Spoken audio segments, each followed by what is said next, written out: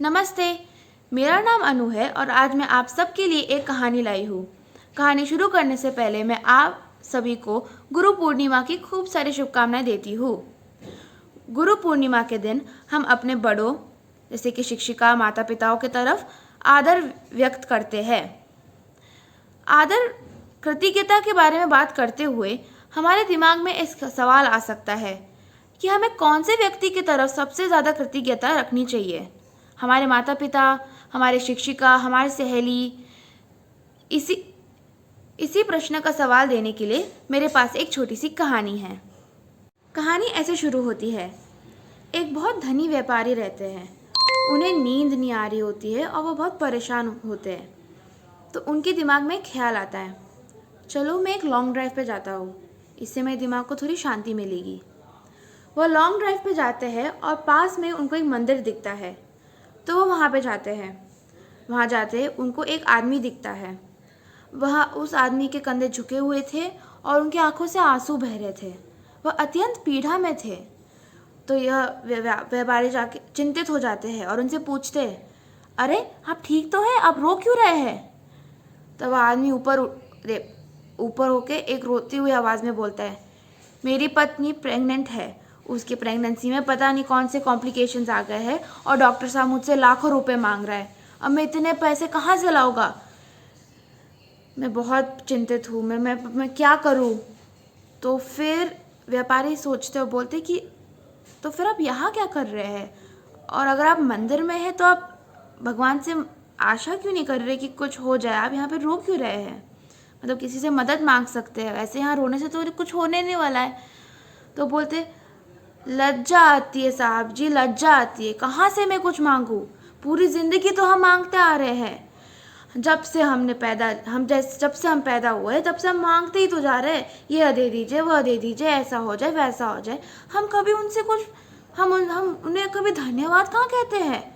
और अब जब मुझे मेरी इतनी बड़ी विपत्ति आ गई तो मुझे लज्जा आ रही है। कैसे मैं उनसे पूछूं? ऐसे कौन पूछते जाता है? ये कोई नहीं करता ना। तो व्यापारी थोड़े कंफ्यूज हो जाते हैं। बोलते हैं, उन्होंने बोला, महोदय आपने सही कहा, पर इस स्थिति में हम इसके बारे में नहीं सोच सकते। मेरे पास एक तरकीब है। मैं आपको अपना पैसा दे देता हूँ, आप अपनी पत्नी के लिए कर दीजिए, बाद में लौटा दीजिएगा। तो वह आदमी बोलते, अरे नहीं नहीं साहब, मैं आपसे कैसे पैसा ले सकता हूँ? मैं पैसा वापस कैसे दूंगा? अरे नहीं नहीं साहब, मैं इतना बड़ा उपकार नहीं ले सकता। तो वह व्यापारी मुस्कुराते बोलते, महोदय ज़रा सोचिए, मुझे नींद नहीं आई और मैं यहाँ मंदिर आ चला आया। मुझे अपनी पोटली लाने की कोई ज़रूरत नहीं थी, जब तभी भी मैं लाया, वो भी इतना सारा पैसा भर के। क्यों पता नहीं, आप यहाँ पे है, आपको पैसे की ज़रूरत है और हम लोग मंदिर में तो है। अब हम सबको पता है कि भगवान तो कुछ भी कर सकते हैं। तो आप पैसा ले लीजिए और जाके अपनी पत्नी की सहायता करिए। आप बाद में मुझे वापस कर दीजिएगा, मुझे कोई विपत्ति नहीं है। वह आदमी एकदम खुश हो जाता है। उनके आंखों से खुशियों के आंसू बहने लगते। बोले, धन्यवाद साहब जी, धन्यवाद, मैं आपको अब बिल्कुल दूंगा, आप चिंता मत करिएगा। और वो चला जाता है।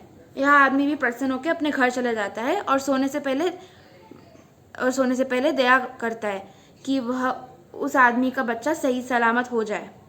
अगले दिन जब वह सुबह उठता है और अपना दरवाज़ा खोलता है तो उनके सामने एक बड़ा सा डब्बा रखा रहता है। डब्बा खोला तो उसमें लड्डू और एक पर्ची रहती है।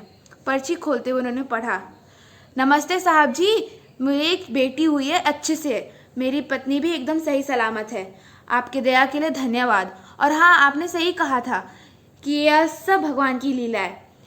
आशा करता हूँ कि आप स्वच्छ है और आपकी दिन अच्छे से जाए। धन्यवाद फिर से, मैं आपको पैसा जल्दी ही लौटा दूंगा, जब चिंता मत करिए।